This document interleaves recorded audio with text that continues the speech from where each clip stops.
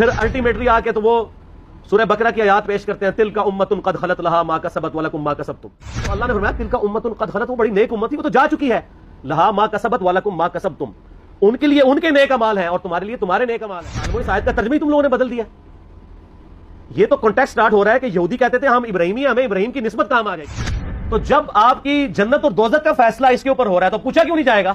ہم بھی کہتے ہیں ہاں پوچھا جائے گا، بالکل پوچھا جائے گا. سورہ تکاثر میں آتا ہے نا ثم لتسألن یومئذ عن النعیم، پھر اس قیامت کے دن تم سے ہر نعمت کے بارے میں پرسش. المستدرک الحاکم میں صحیح سند کے ساتھ حدیث ہے انٹرنیشنل نمبر کے مطابق 4712 کہ نبی علیہ السلام نے فرمایا اگر کوئی شخص پوری زندگی حجر اسود اور مقام ابراہیم کے درمیان نمازیں پڑھتا رہے اور روزے رکھتا رہے اور قیامت والے دن اللہ سے اس حال میں ملاقات کرے کہ ہم اہل بیت کا بغض اس کے دل میں ہوا تو اللہ اسے ضرور دوزخ میں داخل کرے. اگر اہل بیت کا بغض نمازوں کے باوجود، اور عام نمازیں نہیں، حجر اسود اور مقام ابراہیم کے درمیان اور روزے رکھنے کے باوجود آپ کو دوزخ میں لے جا سکتا ہے تو کیوں نہیں پوچھا جائے گا؟ ایک کہانیاں بند کرو. وہ تو سکوت کا مطلب یہ کہتے ہیں کہ آل امیہ کو آپ ننگا نہ کریں، اہل بیت کی آپ جتنی مرضی گستاخیاں کر لیں، ان کے دشمنوں کو جتنا مرضی بڑھا چڑھا کے بیان کریں، اس پہ یہ راضی رہے. میرا سوال اہم ہے اور جو یہ چیزیں ہمیں بھی فیس کرنا پڑتی ہیں، اور یقیناً یہ جب سوال آیا تو ان کو بھی یقیناً یہ دشوار ہوئے ہوں گے کہ اہل سنت کے اندر جو ناسبی اور یزیدی ٹائپ لوگ گھسے ہوئے ہیں وہ اس کے اوپر بحث کرتے ہیں، اور تھوڑی ہی دیر کے بعد ایک ان کے زوم میں جو انہوں نے لکھا ہے کہ مضبوط آرگیومنٹ پیش کرتے ہیں کہ حسین علیہ السلام اور یزید کے مسئلے سے متعلق قیامت کے دن پوچھا ہی نہیں جائے گا تو اس پر بحث میں الجھنے کا کیا فائدہ ہے، اور اس پر سکوت ہی اختیار کرنا چاہیے. تو میرا سوال یہ ہے، آپ تو جواب دیں گے، کہ یہ پہلے گھنٹے میں یا پہلے 10-20 منٹ جو بحث ہوتی ہے تو اس میں سکوت کا خیال نہیں رکھنا چاہیے؟ نہیں، وہ سکوت کا مطلب انہوں نے چینج کر دیا ہے. اچھا، سکوت کا مطلب یہ ہے کہ ہم جو کچھ بولتے رہے وہ ٹھیک ہے، آپ سکوت اختیار کریں، یہ مطلب ہوتا ہے سکوت کا. میں اس سوال کے اوپر نا 2 گھنٹے بول سکتا ہوں، لیکن کوشش کروں گا کہ میں مختصر سے وقت میں یہ کیڑا نکالوں. یہ موسٹ آسکڈ کوسچن ہے اس وقت، اور وہ بھی صرف اس لیے بنا ہے کہ میں نے کچے چٹے کھول دیے ہیں آل امیہ کے، بخاری اور مسلم کی روشنی میں. اب ان کو پڑ گئے ہیں ہاتھ پاؤں، تو اب یہ کہہ رہے ہیں سکوت اختیار کرے. جب آپ لوگ ناسبیت پھیلا رہے تھے، ناسبی کہتے ہیں جو سیدنا علی کے خلاف کھڑے ہونے والے لوگ ہیں، یزیدیت پھیلا رہے تھے، اس وقت آپ لوگوں کو کوئی شرم و حیا نہیں آئی ہے. اس وقت اگر آپ کو کہتے بھی تھے سکوت اختیار کریں تو آپ کہتے تھے نہیں جی نہیں، یہ بڑا ضروری ہے، یہ آج کل بدعت پھیلی ہیں، ہم نے اس پہ بولنا ہے، یہ کرنا ہے. اب جب آپ کو آ کے کسی نے کنفرنٹ کرنا شروع کیا ہے اور آپ کا پورا کچا چٹا کھول کے بخاری مسلم کی روشنی میں یہ ریسرچ پیپر لکھ دیا ہے، 200 احادیث میں نے اس میں جمع کی ہیں اکثر بخاری مسلم سے، واقعہ کربلا کے پس منظر کے اوپر. یہ کربلا ایک دن میں نہیں ہوئی. اب ان کو پڑ گئے ہاتھ پاؤں اور یہ کہہ رہے ہیں وہ جی ایسی باتیں نہیں کرنی چاہیے. پہلے میں تو الزامی جواب اس کا دیتا ہوں، الزامی جواب پھکی والا، اینٹی وینم، لاجیکل آنسر اس لیے ضروری ہوتا ہے تاکہ دماغ میں ڈرل ہو، کوئی بات اندر داخل ہو. مجھے یہ بتائیں کہ ڈاکٹر ذاکر نائک نے جب 2009 کے اندر یزید کو رضی اللہ عنہ کہا، اس وقت کون کون سے علماء تھے اہل حدیث کے یا دیوبند کے؟ بریلویوں کو بھی تھے لیکن وہ بھی اپنی حاضری لگا رہے تھے، ان کو چھوڑ دیں. شیعہ نے تو بولنا ہی تھا کہ جنہوں نے فرنٹ سے لیڈ کر کے ڈاکٹر ذاکر نائک کو یہ کہا ہو کہ آپ سکوت اختیار کر لیں، کسی نے بھی نہیں کیا، مزہ لے رہے تھے اس کا. ڈاکٹر ذاکر نائک نے جب 2009 میں یہ فتنہ اٹھایا، میں ان کی بڑا احترام کرتا ہوں، آپ کو پتا ہے میں ان کو پروموٹ بھی کرتا ہوں، علمی اختلاف اپنی جگہ. میں نے جب اس کو کنفرنٹ کیا، اس کو علمی دلائل کے ساتھ جواب دیا تو یہ سارے ہمارے پیچھے پڑ گئے. یعنی آپ ہمارے سروں پہ جوتیاں بھی مارتے ہیں اور ہمارے رونے پہ بھی بندی لگاتے ہیں. اس کو کوئی نہیں کچھ کہہ رہا. جب ہم نے جواب دیا تو سارے ہمیں کہنے لگے جی آپ سکوت اختیار کر لیں. ڈاکٹر ذاکر نائک کو کسی نے کہا سکوت اختیار کریں؟ اب آج کے بعد نہ کوئی ریکارڈ کرا دے، پچھلے 10 سالوں میں کوئی ویڈیو دکھائیں. 10 سالوں میں نہیں دکھائیں، شروع کے 2-3 سالوں میں، 2009 10 11 12 میں ڈاکٹر ذاکر نائک کا نام لے کے کسی نے کہا سکوت اختیار کریں.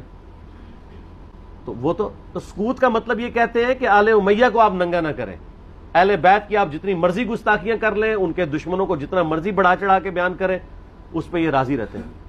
تو ان کو تو سکوت نہیں کرواتے، ان کو تو حافظہ اللہ کہتے ہیں, ان کو تو دامت برکاتم عالیہ کہتے ہیں, اور جو جواب دے رہا ہے احادیث کی روشنی میں اس کو کہتے ہیں آپ سکوت اختیار کریں. تو بخاری مسلم کو ہم پھر بند کر دیں؟ میں نے تو اپنی کو بات ہی نہیں کی ہے, میں تو صحیح الاسناد حدیث سے بیان کرتا ہوں. اور دوسرا صرف اس معاملے میں کیوں سکوت اختیار کریں؟ وہ کہتے ہیں نہیں اس لیے دیکھیں جی کربلا ہو چکی, کام ختم ہو گیا, اثرات تو آج تک ہے. وہ تو پھر غزوہ بدر بھی ہو چکی بھی ہے, تو رمضان شریف میں آپ غزوہ بدر کے اوپر کیوں جمعے پڑھاتے ہیں؟ ختم کریں, غزوہ احد پہ ختم کریں, میلاد کے بھی سب کچھ پروگرام ختم کریں. نبی علیہ السلام پیدا ہوئے تھے, فوت ہو چکے, جنتوں میں زندہ ہیں, لیکن اب دنیا میں تو نہیں ہے. ان چیزوں کو یاد کیوں رکھا جاتا ہے؟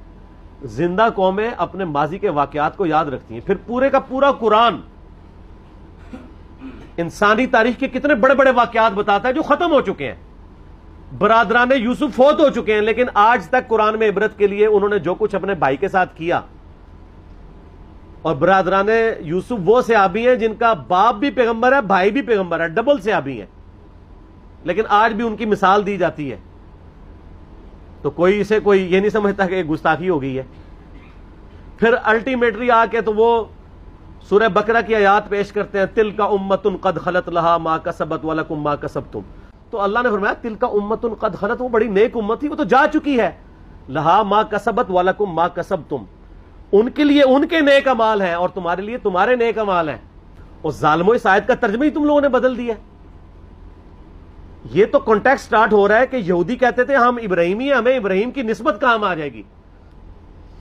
لہا ما کسبت ہے, علیہا کے ساتھ نہیں ہے. علیہا ہو تو ان کی گناہ کا وبال ان پہ, تمہارے گناہ کا وبال تم پہ. ان نیکیوں کے لیے بات ہو رہی ہے کہ کسی پرانے بزرگوں کی نیکیاں تمہارے کام نہیں آئیں گی. یہ نہیں بات ہو رہی کہ پرانے بزرگ اپنی برائیاں ساتھ لے گئے اور تم بھی اپنی برائیاں ان کو چھوڑو, ان کو ڈسکس ہی نہ کرو. یہ قرآن بات کیسے کر سکتا ہے؟ قرآن تو خود پرانوں کی غلطیوں کو ڈسکس کرتا ہے عبرت کے لیے. تو ترجمہ ہی بدل دیا. یہ یہودیوں کو ٹانٹ کیا گیا تھا کہ تم ابراہیمی ہونے کا دعویٰ کرتے ہو اور کہتے ہو ابراہیم کی نسبت ہمیں کام آئے گی, ان کے نیک مال تو وہ ان کے نیک مال ان کے لیے تھے. ہم ویسے کر رہے یہی ہیں, یا اللہ جو کچھ بھی ہے تیرے محبوب کی امت سے ہے. اس کے لیے, اس کو کنڈیم کرنے کے لیے تھا. انہوں نے پکڑ کے اس کا ترجمہ ہی بدل کے اور ہی مطلب اس میں سے نکال دیا. تو پھر اللہ تعالیٰ کی طرف سے بھی بندے چھوڑ دیے جاتے ہیں نا ایسے لوگوں پہ. پھر جو جھوم جھوم کے کہتے ہیں کہ نہ میں وابی نہ میں بابی, میں ہوں مسلم علمی کتابی. آؤ علمی کتابی بات کرو. تو ان سے یہ پوچھیں کہ یہ جو آپ دفاع صحابہ کانفرنسز کرتے ہیں, تو قیامت والے دن آپ سے پوچھا جائے گا کہ آپ نے صحابہ کرام کے دفاع کے اوپر کانفرنسیں کرنی ہے کہ نہیں؟ کیوں نہیں ہے کسی حدیث میں, آیت میں؟ نہیں. تو کیوں کر رہے ہیں؟ تو وہ کہیں گے ہاں پوچھا جائے گا. تو ہم بھی کہتے ہیں ہاں پوچھا جائے گا, بالکل پوچھا جائے گا. سورہ تکاثر میں آتا ہے نا, ثم لتسألن یومئذ عن النعیم, پھر اس قیامت کے دن تم سے ہر نعمت کے بارے میں پرسش ہوگی. کیٹیگوریکل ہے. جس کو اللہ نے علم دیا نا, یہ اس کے پاس نعمت ہے, اس کے بارے میں پوچھا جائے گا علم آگے تک پہنچایا کہ نہیں, اور نہیں پہنچایا ہوگا تو لعنتی ہوگا وہ. یہ آیت ہے سورہ بقرہ کی, میں نے ریسرچ پیپر کے اوپر لکھی ہے سٹارٹ میں, 159 اور 160. ان الذین یکتمون ما انزلنا من البینات والہدی, بے شک وہ لوگ جو چھپا لیتے ہیں ان روشن اور ہدایت کی چیزوں میں سے جن کو ہم نے لوگوں کی ہدایت کے لیے اپنی کتاب میں بیان کیا, ایسے لوگوں پر اللہ کی لعنت ہے اور تمام لعنت کرنے والوں کی لعنت ہے. الا الذین تابوا واصلحوا, سوائے ان لوگوں کے جو توبہ کر لیں, اپنی اصلاح کر لیں, وبینوا, اور اصلاح پہ اکتفا نہیں بلکہ وہ لوگوں کو بتا بھی دیں جو کچھ چھپایا تھا. فاولئک اتوب علیہم وانا التواب الرحیم, تو ایسوں کی توبہ اللہ قبول کرے گا اور اللہ تعالیٰ بخشنے والا مہربان ہے. اس کو سپورٹیو ایک حدیث میں نے لکھی ہے, ترمذی میں, سنن نبی داؤد میں, سنن ابن ماجہ میں ہے کہ نبی علیہ السلام نے فرمایا جس شخص سے علم کی بات پوچھی گئی اور وہ اسے معلوم تھی اور اس کے باوجود اس نے چھپا لی, تو ایسے لوگوں کو قیامت والے دن آگ کی لگام دی جائے گی. تو یہ بڑا کریٹیکل ایشو ہے. علم اللہ کی نعمت ہے آپ کے پاس, اس کی قدر کے لوگوں کو صحیح بات بتائیں تو پوچھا جائے گا. سورہ الاحزاب کی آیت نمبر 57 کیا ہے؟ آیت درود سے اگلی, ان الذین یؤذون اللہ ورسولہ لعنہم اللہ فی الدنیا والآخرہ واعد لہم عذابا مہینا, بے شک جو لوگ اللہ اور اس کے رسول کو تکلیف دیتے ہیں ان کی زندگی میں بھی اور زندگی کے بعد موت کے بعد بھی